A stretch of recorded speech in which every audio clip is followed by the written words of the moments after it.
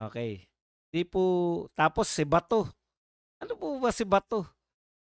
Chief PNP. Sumunod lang po yan sa pag-uutos ng Pangulo na mag-conduct ng war on drugs. Kailan pa po naging masama ang war on drugs? Yun yung... Tapos ngayon sila, magkakampi, sabi ni Shuni. Carlos Lopez, masama yan sa mga drug lords. Baka naman si BBM secret drug lord. Hindi po natin alam. Sa bisa ng pasaporte, kay Dilima, talagang masama yan kay Dilima kasi alam naman natin si Dilima, di ba? Napanood namin yung mga kinaso sa'yo, Dilima. Napanood namin yung mga tumistigo sa'yo. Si Jonel at si Dayan. Nagsibaliktaran na lang yung mga tumistigo sa'yo. Ang tagal nang nakadaing yung tatay niya, pinalibing ni Tatay Digong. Ingrato yan si Bobo M. Good evening, boss. Buds, aabangan na lang natin yung ipapagawang kulungan sa mga pangalan na ilalabas ni Bibi. May sinabi po ba si BBM na papakulong? Pinangalanan lang eh. Buds, nambubudol na naman si BBM, makukulong daw mga korap before Christmas. Sana mauna. Wala po naman sinabi oh. Binasa ko po, ito po, basahin uli natin no. Wala po sinabi na ipapakulong niya eh. Ang sinabi niya po, ito, ha? Siguro pagkaintindi natin, ganun. Ewan ko, bakit hindi kinot dito? Asa na ba yun? Ito, no Merry Christmas. No Merry Christmas. Yan. Tapos na, maliligayan yung araw. Hahabulin namin kayo. Yun lang po sinabi, habulin. Alam ko, bago magpasko, marami dito na pangalanan dito. Wala silang Merry Christmas. Hindi po sinabing ipapakulong eh. Si Vince Dizon yung nagsabi na baka may 40 mapakulong. Pero si BBM po, napangalanan na. Iba po yung napangalanan sa papakulong. Sa bisa ng pasaporte, parang wala namang mga Pilipino na parang pinapalaya sa sariling bansa. Etong pang OFW, plano-plano lang nito. Kasi wala talaga silang maibigay na trabaho sa mga mamamayan ng Pilipinas. Correct. Sabi nga, galawin na lahat, wag lang ang drug lords na mawawala ng supply. Si BBM. Katulad po niya, no? 'Di ba? Sasabihan nyo si Anjo na sino ka? Kung magsasabi si Anjo ng hair follicle test. Ang pongi mo talaga, Boss Buds. Padon. Di ko alam kung iniinsulto niya ako pag sinabing pongi ako eh. Boss Buds, need talaga natin malaman kung yung mali-maleta ay may nagtutuloy-tuloy sa dahig. Correct. Boss Buds, desperado kasi Dilawan, talunan since 2016, highest vote, lagi DDS sa national elect. Mali nga yung desperasyon nila eh. Hindi naman po mako-convert sa boto yan. Kaya ng ICC mga bansang may tangang presidente katulad ni BBM.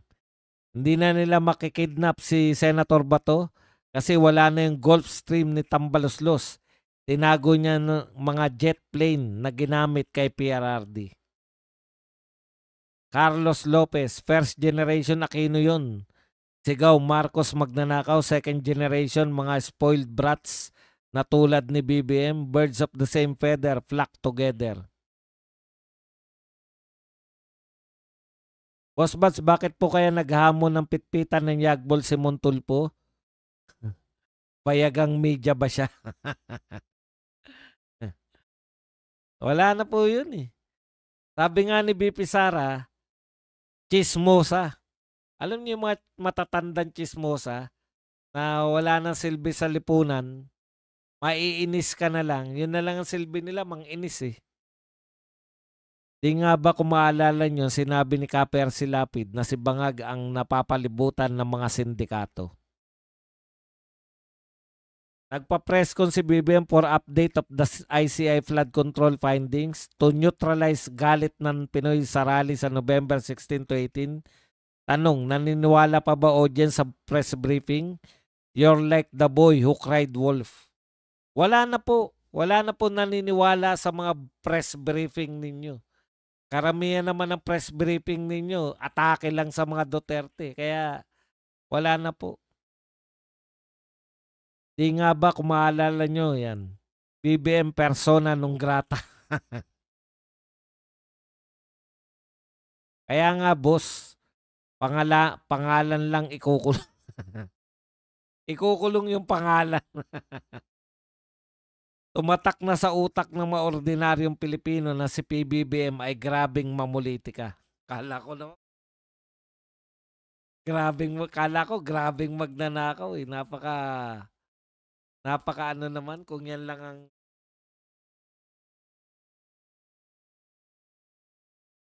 more na people are disgusted BBM sa handling his government. High, no direct effect. Expect hyperinflation in the Philippines. Minsan na lang ako magsuot na may pangalan na t-shirt. Pucha, pinaginalaan mo pang crispa. Sir Buds, Dan Sir Buds. Boss Buds, kung manghiram po kaya ng wig si Bato kay Marcoleta. Sobra naman kayo. Sigurado ba kayo wig yung kay Marcoleta? Grabe naman kayo. Baka style lang ni Marcoleta. Dito, Boss Buds, sa embassy ng Jeddah, mga tao galit na kay BBM. Mga nagtitinda sa labanan, sa labasan ng embassy. Ano ba mga tao dyan? Mga Pilipino? Karamihan naman pong OFW. Kahit saan parte ng mundo, basta OFW, galit na eh. Good evening, Sir Buds. Dito ako sa work. Pero nakikinig lang ako sa'yo. Like na po. Yan. Maraming salamat. Sasama ka na, Sir Buds, sa rally ng INC. Lagi po naman akong kasama. Yung unang rally nila, kasama po kami. Ako. Sumasama naman.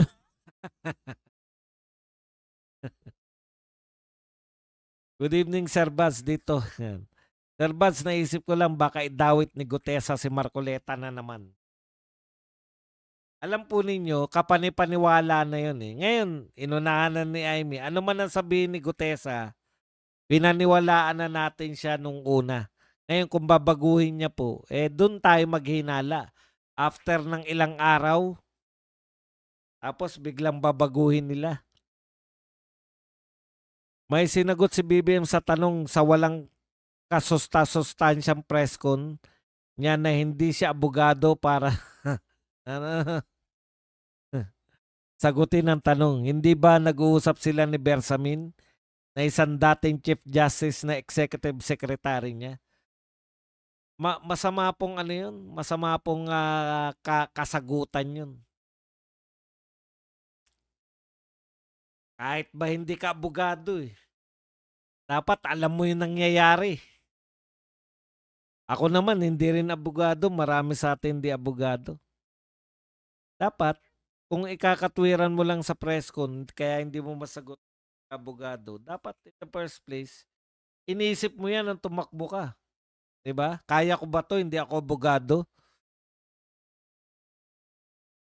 High school days, Boss Buds, panahon ng Chris Pat Haynes t-shirt. Hindi po, champion po tong t-shirt na to. May tatak po to eh, champion. Bigay po to ng anak ko. Hindi naman po minsan na lang ako magsuot na may tatak eh. Ayaw nyo pa. Majority ng OFW galit kay Marcos Jr. Kasi po, baka Duterte karamihan eh. Pupunta ka ba sa Luneta para daluhan ng rally ng INC? Opo, pupunta po ako sa Luneta. Crazy Brooks confirm na kanina JPE passed away. He is 101 years. Nakikiramay po tayo sa pamilya ni Manong Johnny Enrile. Boss Buds, mag-rally tayo, tuloy ng palisin si BBM work pit. Lahat ng ginagawa natin, tuloy-tuloy na hanggang di umalis si Ngagba, hubad na Pilipinas. Maawa naman mga tao kakampi ni Marcos. Wala po sa kanila survival lang eh.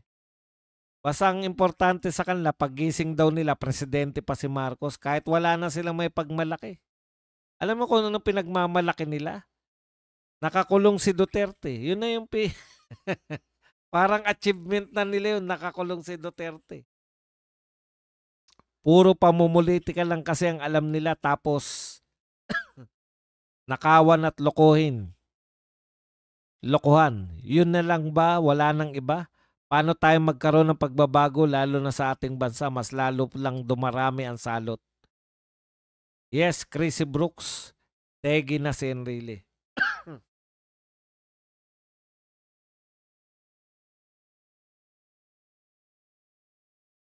Papakulong niya daw, Boss Buds. Narinig ko sinabi niya. Sinabi niya ba? Wala rito sa dyaryo eh.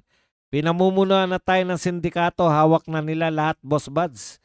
Kung di aaksyon ng taong bayan ay wala nang mabuting mangyari sa ating bansa, kaya kailangan ng kumilos ang taong bayan. Ito na nga po yung pagkilos. Kumilos, sumama kayo. Nailabas na ni Ramon Tulfo list of destabilizers para may dahilan si BBM na those people in the list are the ones trying to destroy the image of this government. BBM doesn't know he's the destabilizer. BBM gising. Wala na po tayong may expect dyan sa tao na yan. Mahirap pong lutasin yung problema kung ikaw yung lulutas, ikaw ang numero unong problema. Di po ba? Ping Lacson failed to declare in his 2025 sala and his year-long stint as independent director of billionaire Enrique Razon Jr., Prime Infrastructure Capital Inc. Tracy Brooks, Emeline Ibuna, sana kumuha sila ng sperm cells ni JP, endangered species yun. Boss Buzz, naalala mo ba yung t-shirt noon na Puritan? Nakakapogi. Alam nyo, sa totoo lang, hindi ko po naranasan yan nung high school, makapagsuot ng Hanes, makapagsuot ng yan, yung Puritan, pati po itong Crespa. Hindi po ako nakakapamili ng talagang ano po kami. Ayoko na pong isipin yung mga pinagdaanan natin. Pero kaya ako sa good side na lang ako. Ayan lang po masasabi ko sa inyo. Hindi nyo po kinakailangan na kasi yung iba katwiran, yung babawi na lang sila sa anak nila. Pagtatapusin nila para yung anak nila. Hindi po. Kayo mismo kaya ninyong baguhin yung one generation lang. Sa bagay, yun lang ang sigurong anong tawag doon? Mas masaya ako na nakapagmana kami ng genes na yung utak kahit papano. Kasi talagang mahirap pong ayaw ko nang balikan yung mga kaya ako lagi sa college na eh. Lagi kong ang kwento college na agad eh. Kasi ayaw ko nang balikan nun na binaon ko na sa liyon. Basta masasabi ko lang po, kaya nyo. Kaya natin lahat. No? Ang sumasagka lang sa sarili natin, tayo lang. Kaya nyo paunlarin yung sarili ninyo ngayon para sa ganun yung mga anak ninyo mas maunlad.